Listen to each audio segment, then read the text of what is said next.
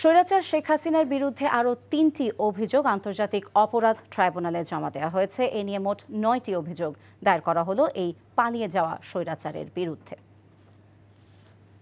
বিচারক নিয়োগ না হলে এই যে যারা আসামি আছে তাদেরকে গ্রেপ্তারের আদেশ আমরা যদি চাই, তাদেরকে গ্রেপ্তার করার জন্য আমাদের কোর্টের আদেশ ছাড়া এটা কঠিন।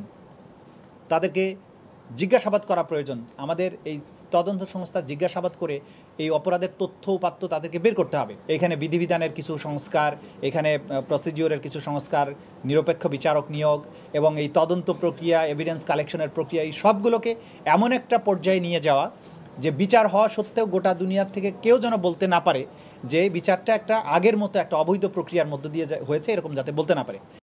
এনজিওর কিস্তি প্রথমবার বিকাশ পেমেন্ট করলেই 20 টাকা ইনস্ট্যান্ট ক্যাশব্যাক।